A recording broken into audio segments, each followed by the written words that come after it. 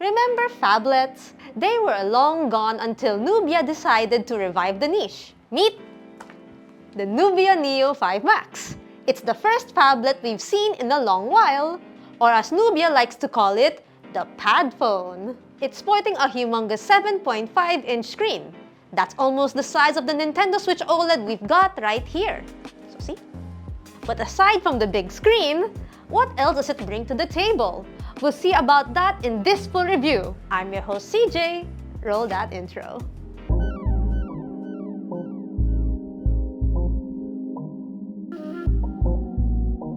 Let's start with the unboxing experience. We got a box that matches the phone's whole vibe. It's huge. Inside, there's another box that holds the Neo 5 Max itself. This guy. Along with its accessories, the charging brick, a 90-degree USB-C to C cable, a SIM ejector, and a free screen protector. Other goodies are tucked into separate boxes. The Nubia magnetic cooling fan, a translucent charging cable, a ring stand, and a second case with a magnetic pad that the stand and the cooler can latch onto. And speaking of that cooling fan, it's clearly meant for those long gaming sessions. That 90-degree cable also helps a lot here, keeping the charging cable out of your hand's way while gaming. Right off the bat, the Neo 5 Max definitely looks like a gaming phone. I'd say the Max moniker could also stand for maximalism, because that's exactly what it is. At the rear here, you'll see a two-tone finish packed with geometric elements and a decorative text all around. The first thing you'll probably notice is the cooling strip on the left, sporting the Neo branding. There's also the familiar camera island with the octagon-shaped camera outlines. At first glance, it looks like a liquid cooling strip, but it's actually just a design element. Still, the phone does pack an actual vapor chamber cooling system, but more on that later. Honestly, the Neo 5 Max heavily reminds me of the Red Magic Astra 2, which Nubia recently launched, albeit only for the global market so far. Though we genuinely love to pair this phone up with the Astra 2 if ever it makes its way to the Philippines, but we'll see about that. The next thing that caught my attention is the iconic eagle eye design, lit up with RGB underneath. Even the Max text lights up here, though it's limited to a plain white color. Material-wise, the device is made up entirely of plastic, featuring a glossy black panel and a satin flat frame. It's a bit of a fingerprint magnet because of that, but Nubia thankfully includes a matte hard case in the box that's also transparent, so you can still show off the phone's gaming-centric design underneath. As for extra protection, the phone carries an IP64 rating, offering dust and splash resistance. For iOS, it follows the usual layout. Facing the screen, you'll find the volume rocker and the red accented power button, which doubles as a fingerprint sensor on the right side. Along this side are the Neo Triggers 5.0 for added gaming controls. Up top, there's a loudspeaker and a mic, while the bottom houses another mic, the USB-C port, and the second loudspeaker. There is no micro SD card slot here though, which would have been nice to have considering that almost every game nowadays takes up a lot of space, but I digress. Now, onto the main event. The Nubia Neo 5 Max sports a massive 7.5-inch IPS LCD panel with a crisp 1.5K resolution and a 120Hz refresh rate. For an LCD screen, the viewing angles here are great, and I haven't spotted any screen bleeding or corner shadowing whatsoever. That said, it won't be as vibrant as I'd like since it's not using an OLED panel. Still, the display holds up well enough for everyday use. The content looks so much bigger and much more immersive, and I like that it fits different layouts so well. Playing games such as Nintendo 3DS titles, you'll see that the controls don't get in the way. And the phone is big enough to offer a more comfortable grip in portrait orientation. Going landscape, this also works for retro games with a 4:3 aspect ratio. We'll talk more about gaming in a bit though. Under harsh sunlight, the screen stays fairly visible, and the high resolution helps bring out details where you're watching videos and the like. Fortunately, it also has Widevine L1 support, so Netflix playback stays in full HD. Speaking of watching shows, the sound isn't as loud as I expected, and cranking it up with volume boost makes the audio distorted or blown out, which honestly hurts the ear. Audio quality-wise though, the highs and mids come through clearly and respectable, so there is still some level of immersion whether you're watching content or gaming. What ticks me off just a little bit are those thick bezels, especially at the chin. Although with the display this big, the bezels essentially fade into the background. Takes some time getting used to though. For biometrics, the Neo 5 Max has a side-mounted fingerprint sensor that works reliably and fast enough. You might think that's a downgrade, but honestly, it's not. It's way more secure this way, and I actually prefer it on the side rather than on screen, considering the size of this thing. Moving on to cameras, this isn't really a priority since it is a gaming phone, and it shows. The Neo 5 Max features a dual rear setup consisting of a 50-megapixel main shooter paired with a 2-megapixel depth sensor. For selfies, it has a 16-megapixel front camera.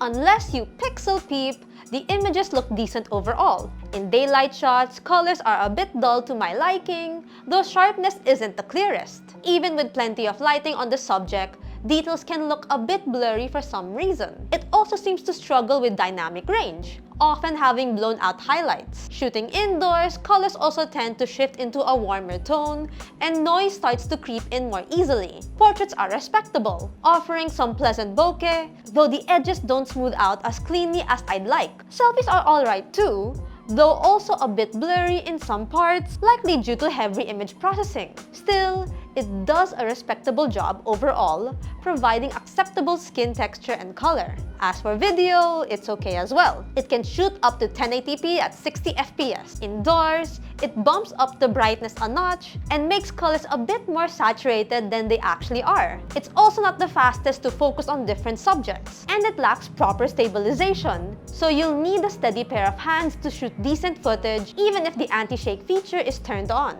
For the most part though, it's alright. The phone does well enough for quick snaps and documentation, but I wouldn't recommend it for heavy photography. So there's that.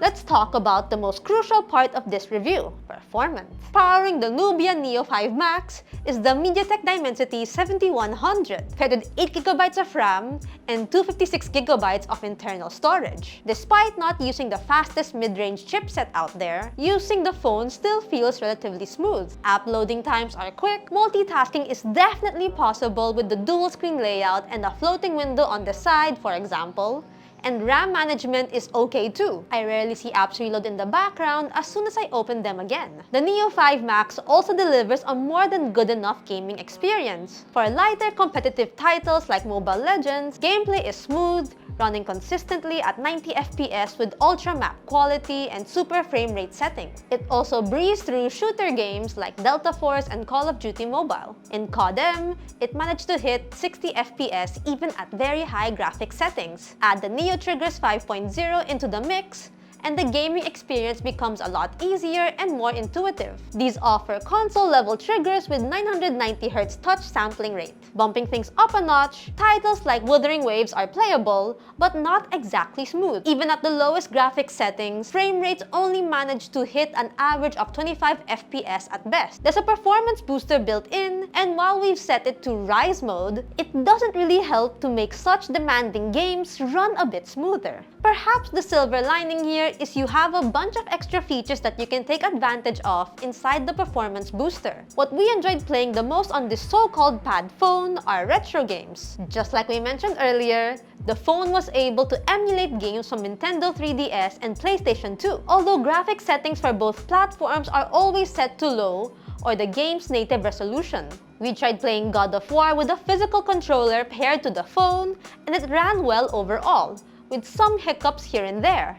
Still, it managed to hit 60 FPS consistently at a lower resolution. In terms of thermal management, we're glad to report the phone stayed relatively cool throughout our testing, at least in an air-conditioned room. This is likely thanks to its sizable vapor chamber cooling system, which is large enough to keep the internals at manageable temperatures. That said, playing graphic-intensive games does push the chipset to its limits, so it does warm up, especially around the camera island, though not to an alarming degree.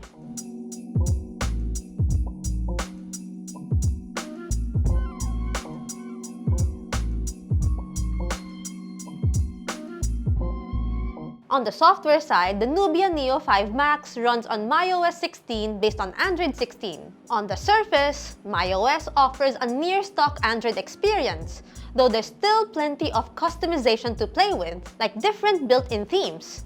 It defaults to a Delta Force theme, which is a given since it's a collab, but you also have the freedom to switch to a more standard look if you'd rather tone down the gaming vibes a bit. There's some bloatware here, though you can remove it if you want, along with disabling those app suggestions tucked into folders. Surprisingly, the phone comes packed with a suite of AI features, ranging from gallery and notes to live translator and even AI memory. Now, when it comes to software support, Nubia promises up to 2 years of OS upgrades and 5 years of security patches for the Neo 5 series. This means the phone could reach Android 18 and receive security updates until 2031 if Nubia follows through on that promise. Besides the large display as its strongest point, battery life is another strength. The Nubia 5 Neo Max packs a 7,100 mAh unit, paired with 45 watts of wired charging. In our PC Mark battery life test, it lasted almost 19 hours, which is a pretty good result if you ask us. It lasts even longer in our video loop test,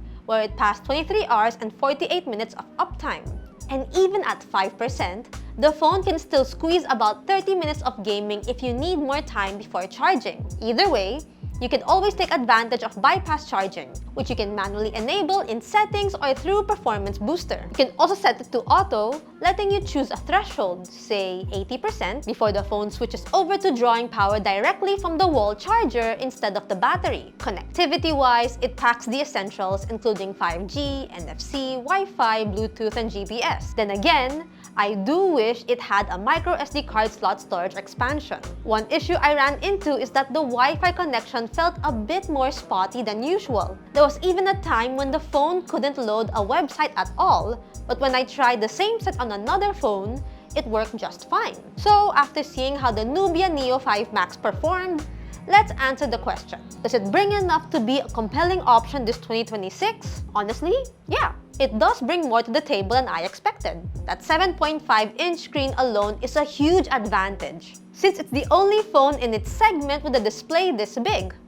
It's an IPS LCD, I know, but it still delivers crisp, bright, and clear visuals that'll satisfy whatever content you're watching. And with solid battery life to back it up, it's a daily driver you can rely on. Gaming for the most part is also great. Being able to play competitive titles and even retro games more comfortably on a large screen is genuinely an enjoyable experience. Performance is a bit on the mid-side though, so its price to performance ratio takes a hit. But considering how high prices have gotten these days, it's honestly something I can't hold too much against it. With a launch price of 17,999 pesos, the Nubia Neo 5 Max is shaping up to be a great option for those who prioritize entertainment, love playing competitive games, and want a large phone with a solid battery life. That said, the 25,999 peso retail price hurts quite a bit, so I'd suggest grabbing this one during its initial sale since it comes with a pretty big discount. At the end of the day, you can play plenty of games that the Nubia Neo 5 Max can handle without slouching on endurance, and that's essentially the whole point of the very first pad phone in a while. But what do you think of the Nubia Neo 5 Max? Will you get it anytime soon?